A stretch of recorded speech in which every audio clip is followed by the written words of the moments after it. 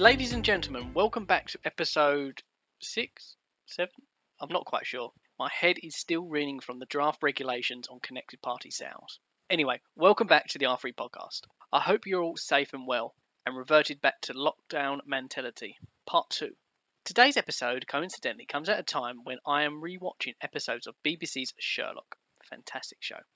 This episode has a similar Sherlock type theme to it: corporate intelligence and investigations. I am joined today by Nick Plested, Director of Strategic Intelligence at the Bishop Group. After completing an honours degree at the University of Sussex, Nick spent 5 years as an investigator for Bishop IP Investigations. He then specialised in commercial investigations and strategic intelligence at a US-listed consultancy arm. That was followed by 2 years with KPMG, working on a range of investigative matters. In 2013, he joined the European asset management arm of Cerberus Capital, resolving portfolios of non-performing loans. He joined Bishop International in January 2020. This really is a fantastic episode, and I do ask members to keep listening till the end as Nick shares some interesting war stories. All I'm going to say is a client lost a flock of 10,000 sheep. Not widgets, sheep. Like with all podcasts, it is important to stress that whilst care has been taken in the preparation of this podcast, it is intended for general guidance only and does not constitute legal advice. Let's begin. Welcome, Nick, to the R3 podcast. I hope all is well with you. Yeah, very well, thank you. Not too bad. We're recording this in the midst of the second lockdown 2. But yeah, all good, business is good. And you? All good here. Still trying to juggle working from home and 2 young kids. But yeah, hey, we digress. So I'm excited for this discussion because this is a new area for me. So I'm going to start off by asking a very simple question to kick things off. Yeah. Can you explain what you mean by corporate intelligence and investigations? Yeah, sure. So the basic premise common to both intelligence and investigations is the obtaining an analysis of hidden or hard to find information which will give a competitive advantage in business or help make better informed decisions. So investigations tend to be more forensic in their approach and more akin to a science. You want to find a definitive answer to a specific question, and you do that by gathering evidence. Intelligence, on the other hand, usually seeks to answer broader, more strategic questions. It's less of a science and more of an art form. It's about the shades of grey and often deals a little more with the human condition. The motives for obtaining intelligence are not dissimilar to why a nation state employ an intelligence agency to gain a better understanding of what's going on in a hostile or rival foreign country.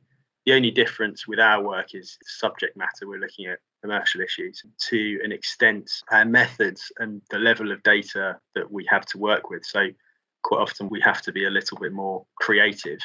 Actually, the best way to give a flavour of the sector as a whole is to describe the kinds of people that work within it. And there are many former investigative journalists that work in the corporate intelligence and investigation sphere. There are people with backgrounds in the law, in finance, and of course, former government intelligence agency people and law enforcement people.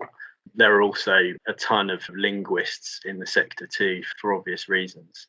There are many reasons that you might hire a corporate investigations or intelligence firm.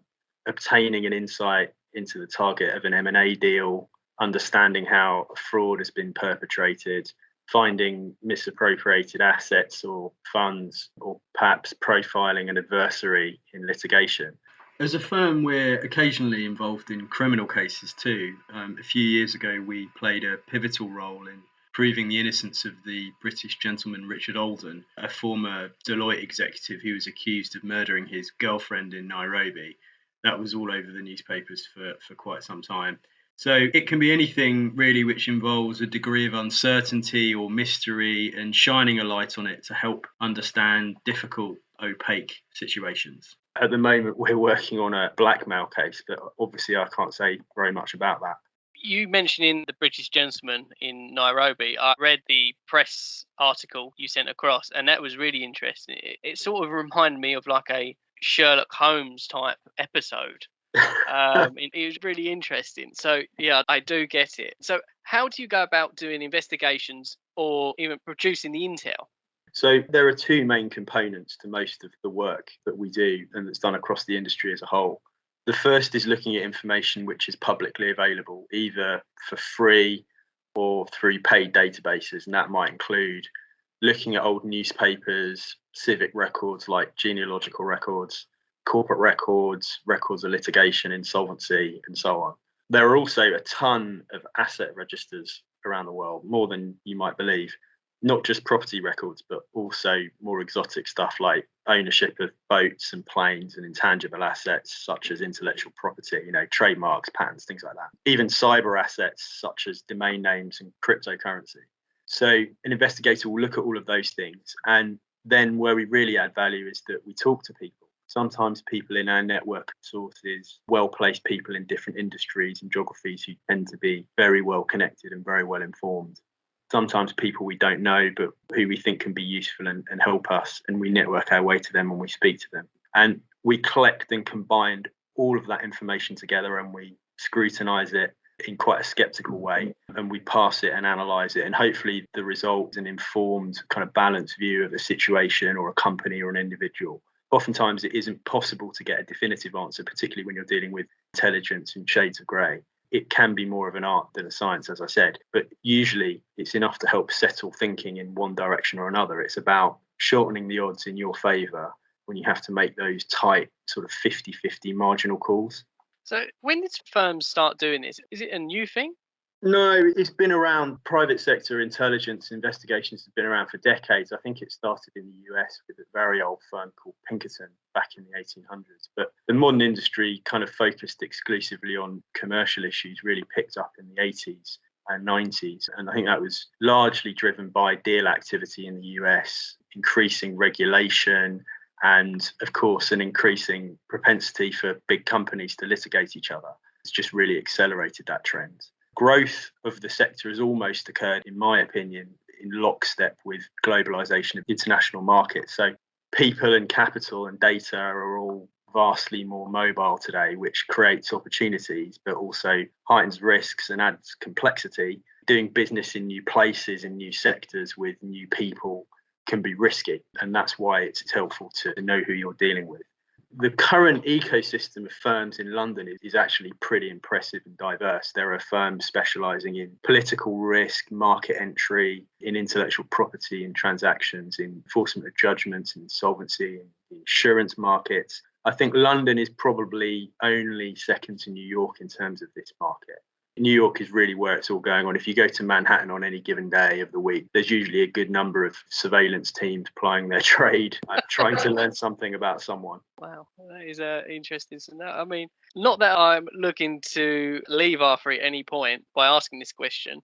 How did you get into doing this line of work? Yeah, no. Well, completely by accident. I started out straight from university because I had an arts degree, which was never really going to lead me to anything vocational. And it seemed like an interesting place to start. So I went to practice the same discipline then at KPMG's forensic team and a few other shops in the city. And then I got into the fascinating world of distressed debt at Cerberus Capital for 6 or so years, doing European commercial real estate backed loan work out. That's a mouthful. Which obviously had a strong element of insolvency about it. This was generally all stuff which was the hangover from the last financial crisis. And then I came back to the intelligence business. So it's my second time around. And I went back to it really just because it's what I love to do. Almost every job is different. Yep. You get to learn about lots of different sectors and you get to meet some incredibly interesting people along the way. So yeah, no, it's good to be back doing this again. I'm really enjoying this discussion. So how is this all relevant to insolvency and restructuring?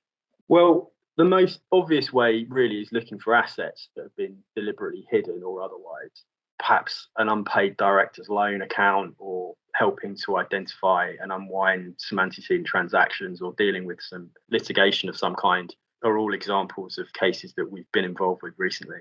Obviously, the powers that an IP has in the UK vested through the 86 Act are pretty sweeping and impressive, but many licensed IPs probably recognise there are some limitations, particularly when you're dealing with non-compliant directors or assets and situations in jurisdictions where those powers don't particularly manifest as nicely as they should. There are usually legal routes to deal with those problems, but oftentimes it's slow and it can be an expensive process. So the alternative in some circumstances, sometimes, can be to just go out and try and find the information that you're looking for yourself.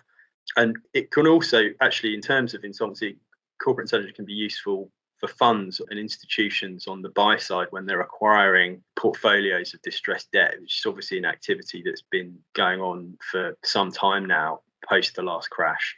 This activity can really help them to value what it is that they're buying and help them to plan how to restructure it once they've taken ownership of it.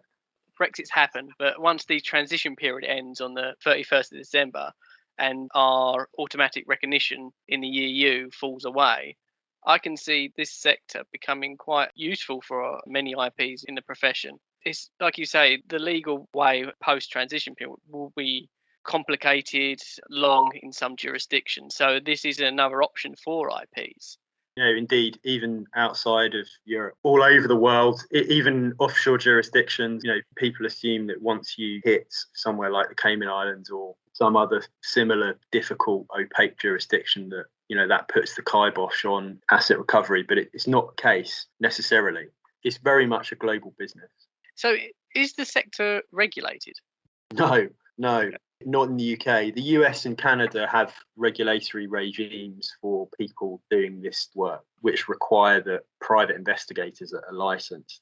In the UK, the Labour government under Blair first considered the idea, which I think again resurfaced under the Conservative Lib Dem coalition 6 or 7 years ago. But both times the idea was that the SIA, the Security Industry Authority, who regulate nightclub bouncers and security guards and car clampers, would issue permit to private investigators, but for whatever reason, that regulation never materialised. That said, of course, there are statutes in place which govern the activity of people working in this sector. The Human Rights Act has some provisions around rights of privacy. There's obviously the UK's implementation of the GDPR in the form of the Data Protection Act 2018, its previous incarnation, of course. And there are some laws and sets of standards which are designed really for the public sector, but which the private sector can use to kind of help it be compliant. Things like RIPA, which is the Regulation of Investigatory Powers Act, which the security services and the police will often refer to, and something called the ACPO guidelines, which is the guidelines published by the Association of Chief Police Officers. And they kind of deal with concepts such as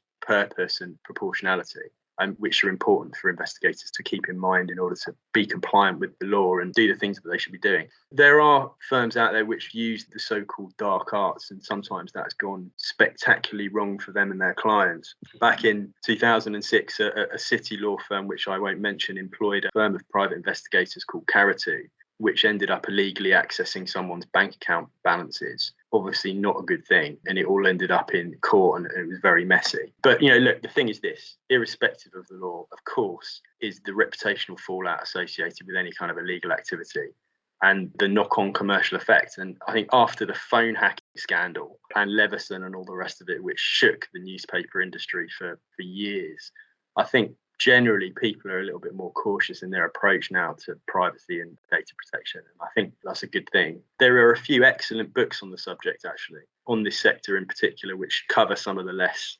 ethical and less legal practices by some of the firms that have operated over the years. Probably the most accessible and entertaining one, which really looks at the sort of racier end of the spectrum, is called Broker, Trader, Lawyer, Spy, by an American journalist. I think he's based in Washington. That contains a whole lot of examples of where things have gone wrong or firms have massively overstepped the mark. Things are a little bit more respectable now, I think. Okay, so it's not Wild West by No. any means. There is protection out there, although it's not regulation. And the commercial side is a huge factor for businesses. Yeah, I mean, I think most firms in doing this now employ lawyers. We have a couple of people with legal qualifications who read up on GDPR on a daily basis, and so they help us to keep compliant and always do the right thing. Okay. So where is the sector going in the future? Good question, Ben. As I said, I think as the world becomes more connected and digitized, information is transitioning online in a massive way. So that is where we're going as an industry. And it isn't even just transitioning. There's a lot of new information out there that people volunteer about themselves, which can provide real insights. Social media is massively helpful in drawing lines between people and understanding how they live their lives. There are some brilliant tools for conducting online investigations. These tools make it easier to not only obtain vast amounts of data and information, but also to map it and spot connections which you wouldn't otherwise have seen. This transition to cyber and digital investigations has not just impacted our sector. open source intelligence, or OSINT as it's referred to on social media, has created a whole generation of citizen journalists and investigators, and usually they're at the cutting edge of identifying new data and making use of it. In the past, we would have spent huge amounts of time trawling databases of information. Now you have APIs and plugins that mean you can hoover up data from, say, Companies House or a sanctions list or whatever, and analyze it and visualize networks of hundreds of interconnected companies. The benefit of this tech isn't really to save time, although it does save time. The benefit of it is that it means you can look further and deeper and spot things that you wouldn't spot by printing 100 pages of paper and sticking them all over a wall and linking them up with drawing pins and string. Those days are long gone, fortunately. There are also some relatively sort of trite advantages of digital life too for investigators. I mean, in the old days, you might have had a target of an investigation and you might want to take a walk around their neighbourhood to get a feel for who they are, what their house looks like. Now, of course, you can simply use an online map and stroll around the neighbourhood using Street View. We had a case recently where we were trying to work out how long someone had been living at a particular address in a country on the other side of the world. And instead of going to ask people in the local community, we were able to just use Street View to ascertain that the same car had been parked outside the front of the house for like 10 years. So we knew straight away that it was most likely the same person. And there's the dark web as well, which is brimming with information. For your listeners who don't know, that's just a name for all the websites which haven't been indexed by search engines like Yahoo or Google. And it's really the sort of dark underbelly of the internet, often used by criminals to trade in illicit products. But most of that information is legally problematic in terms of using it. For example, the caches of leaked or hacked data. But nevertheless, there is unstructured, interesting data out there on the dark web which can be legally accessed and can be useful. Even online assets such as cryptocurrency, which I mentioned earlier, provide opportunities for cash to be moved around anonymously. And so it means that investigators like me need to be au fait and savvy with what that means technologically. In fact, cybercurrency, cryptocurrency, Bitcoin, whatever you want to call it, can be tracked and traced in some instances. In fact, in December last year, the UK courts ruled for the first time that cryptocurrency has status as property in UK law, in English law. I think they granted an injunction against various Bitcoin exchanges which had held coins stolen from a Canadian insurance company. That case was AA versus Persons Unknown, I think, in case anyone wants to look it up. Really fascinating stuff. But on the subject of tech and online, I guess I should say, of course, all the online stuff is useful, but I think probably, in my experience, still the most valuable thing in your armory as a corporate investigator is human intelligence. You know, this point that usually somewhere there is a person who knows the answer to the complex question you're trying to answer. And usually that person's willing to talk to you. That was very Sherlock, that ending. I like that. Okay, so everyone loves a war story. I expect you have loads. Can you give us a couple, maybe? Yeah, sure. Yeah, no, pleasure. I'll try and avoid just kind of talking about finding cash and real estate and dull assets that people are probably relatively successful at finding themselves. More exotic kind of examples. A few years back, we were working for an insurance company, and this firm had a claim by one of its policyholders who had lost a flock of 10,000 sheep. It sounds trivial. They were in transit, I should add. I think they were being moved between different countries for some reason. Goodness knows why. It sounds trivial, but I did some research on sheep prices, and by my reckoning, it must have been a six-figure sum if you do the math. But anyway, they were in transit and they went missing in Egypt. So we had some of our people down on the ground asking some questions, and it turned out the sheep were long gone, sold in small batches to whoever it is that buys sheep in Egypt. We managed to work out what had happened, and basically the company which had been charged with securing them in transit had been negligent. And fortunately, that meant that the insurance company we were working for didn't have to pay out on their claim, which is obviously very good for them, a victory of sorts, at least for our client. Another interesting one where we were looking for assets was for a London law firm whose client was a cargo airline, and they had managed to mislay a pair of jet engines. And these things were worth, I don't know, something like £1 million each. So it wasn't a trivial sum. And first of all, they told us that they thought these jet engines were somewhere in the UK. And we went to quite a lot of trouble to establish that they weren't anywhere in the UK. You might wonder how on earth one goes about doing such an exercise. Actually, jet engines are quite conspicuous. It's not like you can just stick them in a garage or whatever. So we asked in the places where they could feasibly have been kept. And then they told us to look in France. And again, after a lot of effort and searching, we established that they weren't in France either. So in the end, we said to the client, well, rather than you telling us where you think they are, why don't you just tell us to look for them? And we did, and we found them in Spain. I think all of this happened because this firm was in some kind of a dispute.